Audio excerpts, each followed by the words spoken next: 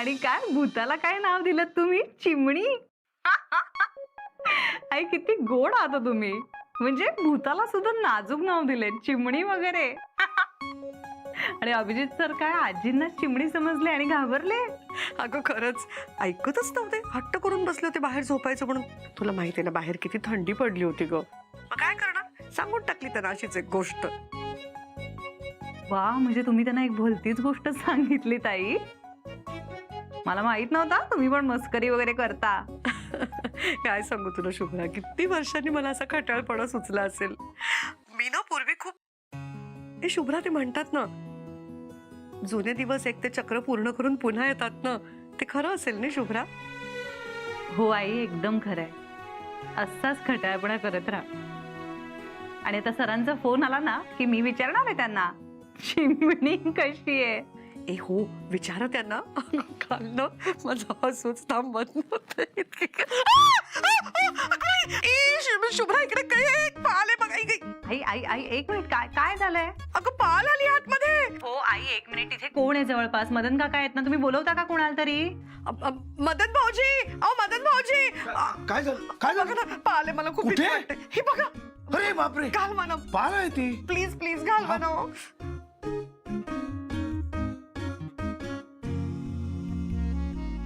ही पाल, हिला तू घाबरत होतीस?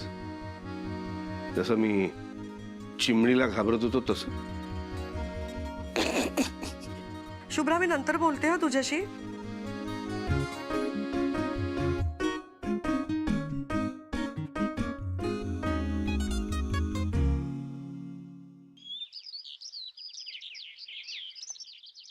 अरे वा, आज केळफुलाची भाजी केली आहे. काय मस्त वास सुटलाय. अहो, अभिजित सरांनी स्वतः चुलीशी बसून स्वयंपाक केलाय. काय अगं, तुझं काय डोकं बिकं फिरलंय काय? एवढ्या मोठ्या माणसाला तू आपल्या स्वयंपाकघरात कामाला लावलंस? तुला काय कळतं की नाही? नाही नाही नाही नाही, त्यांनी नाही कामाला लावलं, मीच कामाला स्वतःहून लागलो. काय आहे, चुलीवर स्वयंपाक करायला मला खूप आवडतं. मुंबईत कधी चान्स मिळत नाही, इथे मिळाला म्हणून लगेच घेतला मी. अरे जेवणाला काय मस्त असा फ्लेवर येतो स्मोकचा. करा करा, सुरुवात करा आणि सांगा कसं झालंय. सर, तुम्ही आम्हाला लाजवताय. तुम्ही आमच्याकडे पाहुणे आहात आणि आम्ही पहिला सुरुवात करायची. बस काय, अजून पाहुणाच आहे मी, आपला नाहीच का? नाही नाही सर, तुम्ही आपलेच आहात, पण मग करा ना, सुरुवात करा, चला.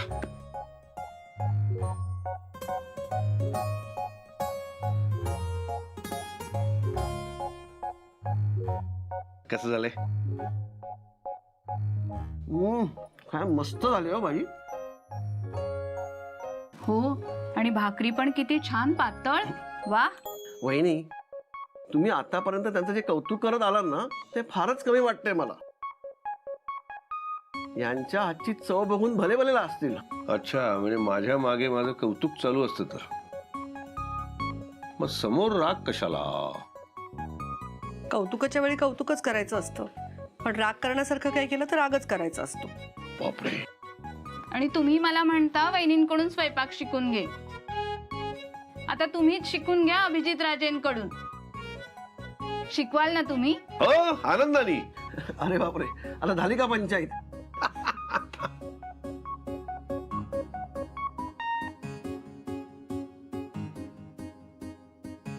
वहिनी, तुम्ही अजून एकही घास नाही खाल्लायत. अहो, चव तरी घेऊन बघा.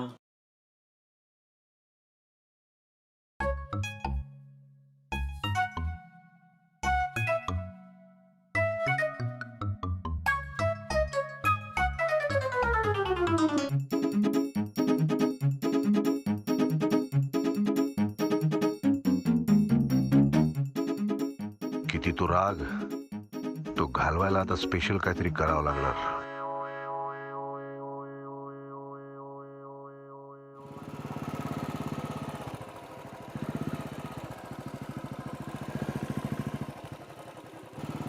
भाऊजी, मी देवळात जाऊन येते हा. अरे हा आवाज कसला?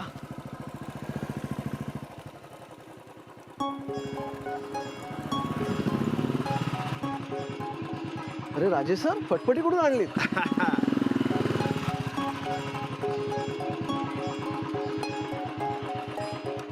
खास मागवली.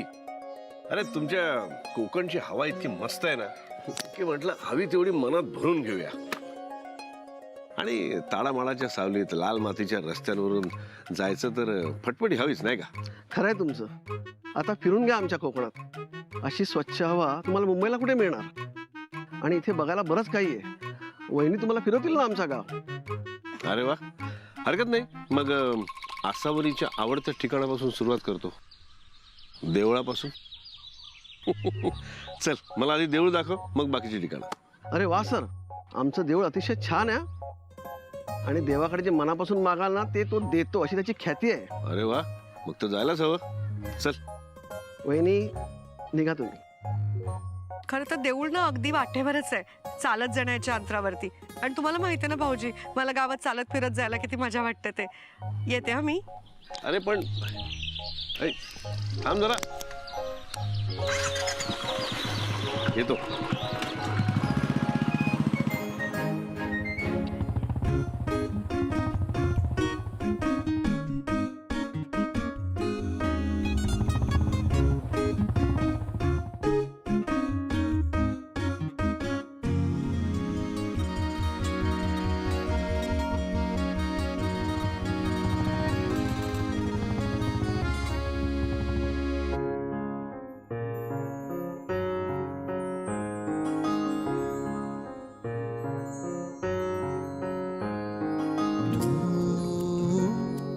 देवातशी तू देवाशी तू बहरांच्या वाहूंची तू देवातशी तू देवाशी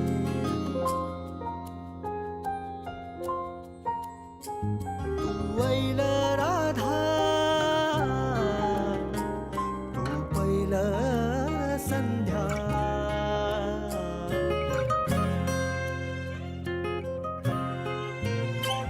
तू वैल राधा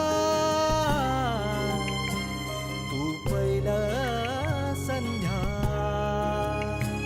चाफे कळी तू प्रेमाची तू देवातशी तू देवाशी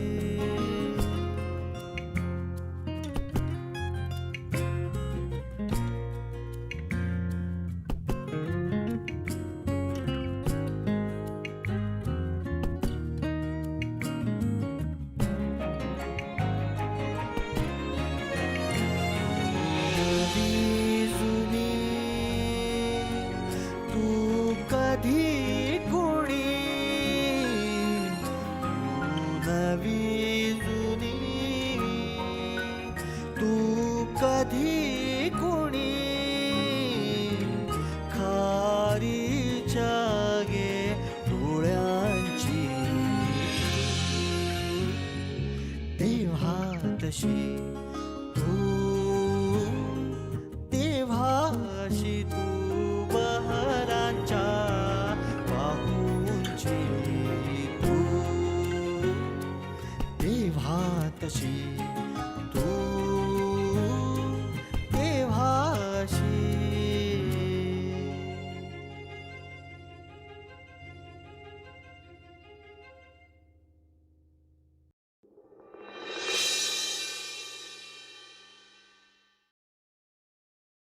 शुभ्रा, तो चप्पल चोर कुठे आहे? त्याचा काही फोन लागत नाही, काय नाही.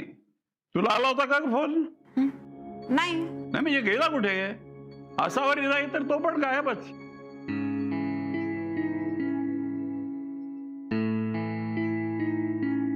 आजोबा ते त्यांना काहीतरी महत्वाचं काम असेल म्हणून गेले असतील कुठेतरी. आत्ताच्या आत्ता त्याला बोलवून घे. त्याला सांग मी बोलवलंय. कशासाठी? मला त्याच्या हातचा चटपटीत पिझ्झा खायचा आहे. बऱ्याच दिवसात खाल्लं नाही ना असं काही. एवढंच ना, मग मी देते की आजोबा तुम्हाला मस्त पिझ्झा बनवून. तू अभिजित राजा आहेस? नाही. मग गप्प बस. तुझ्या हातचा नको. तुझ्या हातचं जेवण जेवतो तेवढं पुरे आहे. मला त्याच्याच हातचा खायचा आहे. एक गोष्ट पाहिजे, अभिजित राजे आणि असावरी काय काय आजोबा? नाही म्हणजे असावरी आणि अभिजित राजे यांच्या हाताची चव सारखीच आहे. असावरीच्या हातची चव मी डोळे बंद करून ओळखू शकतो, तसंच त्या अभिजित राजेच आहे, त्याची चव सुद्धा मी ओळखू शकतो. दोघे एकमेकांसारखेच. आजोबा मला सुद्धा असंच वाटतं नेहमीच की ते दोघंही एकदम सेमच आहेत ना, म्हणजे एकच आहेत. हळूहळू कन्व्हिन्स व्हायला लागलेत आजोबा. आपण फिंगर्स क्रॉस करून ठेवूया. शुभ्रा, त्या अभिजितला बोलव, फोन लाव. लावते. आजोबा मी एक काम करू का? मी अभिज किचनला फोन करते आणि तुम्हाला आवडतो तसाच्या तसा पिझ्झा ऑर्डर करते. नको, त्याला म्हणा इथे येऊन बनवून जा. हवं तर इथे येण्याचे पैसे वेगळे घे. फोन लाव त्याला, मी बोलतो. हा चालेल, मी करते फोन.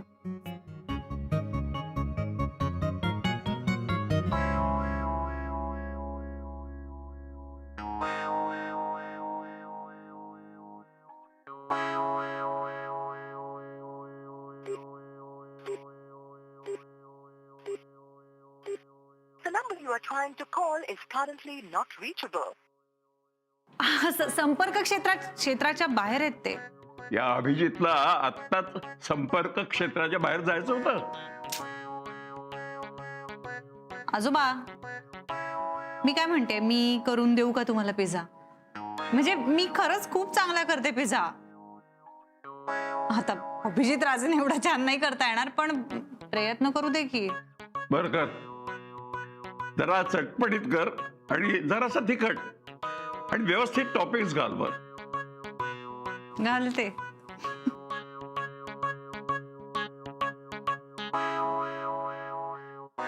झाला का पिझ्झा? आले आजोबा, हा घ्या. सावकाशा, गरम आहे. हो.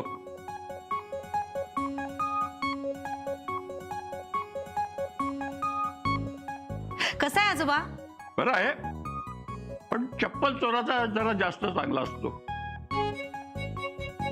त्याला आपल्या इथे ठेवून घेऊया. मी मनाप्रमाणे मनासारखं खाता येईल. यांच्या मनातली इच्छा लगेच पूर्ण होऊ दे. चालेल आजोबा.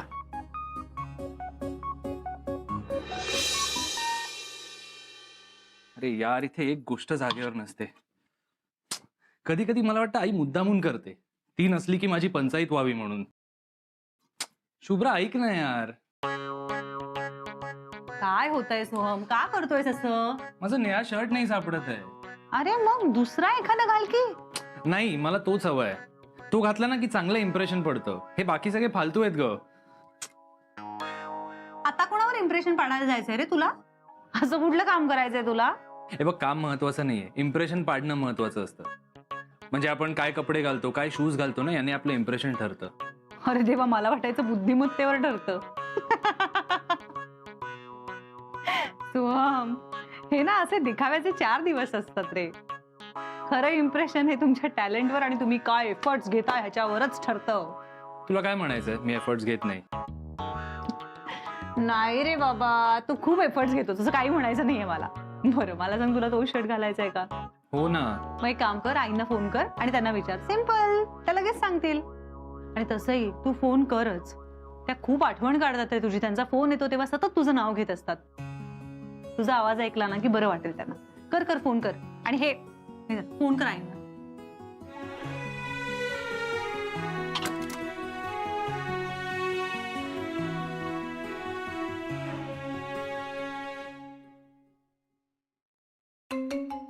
आता कोण तडमडलं? हॅलो, कोण?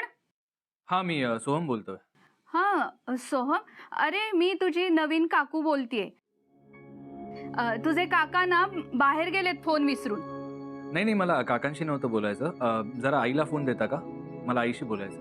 अरे एवढी आईची आठवण येते तर तिला गावाला का आणून सोडलंस? मुंबईलाच ठेवायचंस ना. तुम्ही जरा आईला फोन द्याल? अरे पण त्या इथे नाहीयेत.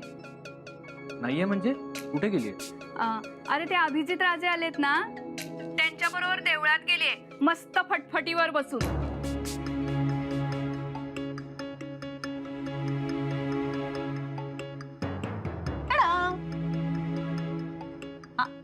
अरे याला काय झालं?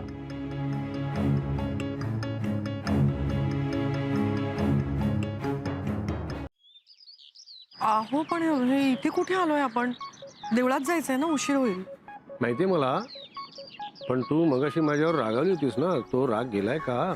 म्हणजे सोडलायस का तो अबोला? आबोली अबोला ना? नाही, मला आबोलीची फुलं खूप आवडतात. ती फुलं मिळाली तर जाईल राग माझा. एवढा? अरे किती पाहिजे सांग. 3-4 आणलीत तरी चालेल. 4 फक्त? काय तू, अरे मागून मागायचं टोपलीवर मागायची होतीस. आत्ता आणतो, धावत जातो, फळ देतो, इथेच थांबतो.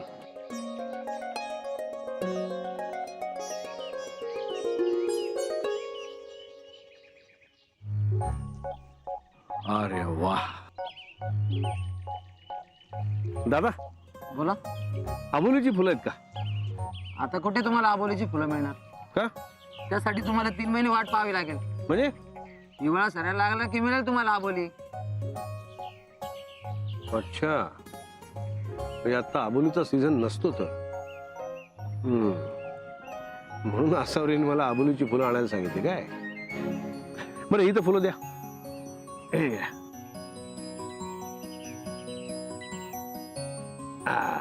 द्या.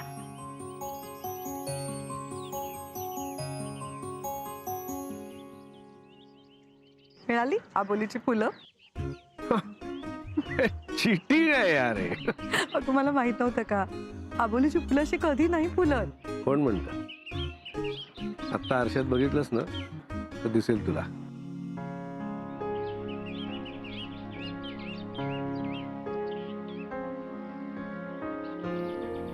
एक आबोली छान फुलली आहे, छान बहरली आहे.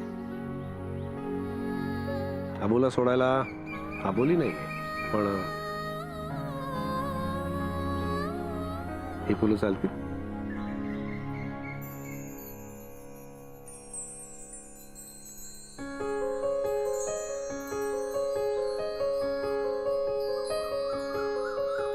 त्यातलं एखादं केसात मारणार नाही.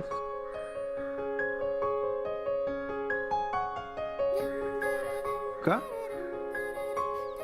तुझ्या आयुष्यात येणारा प्रत्येक क्षण, आनंद, हसू, फूल, सुगंध, जे म्हणून तुझ्या वाट्याला येईल ते सगळं अनुभवाचा तुला पूर्ण हक्क आहे. फुलांच्या सुगंधाचा आनंद घ्यायला मलाही आवडतं, पण तो आनंद जर भरभरून घ्यायचा असेल तशी अलगद फुलं ओंजळीत घेऊन तो सुगंध घेता येतो ना. फुल केसात मारलं तरी सुगंध येतोच की. पण तो वाऱ्याच्या मर्जीने. मला माझ्या आयुष्यात वाटायला आलेला सुगंध माझ्या मर्जीने अनुभवायचा आहे.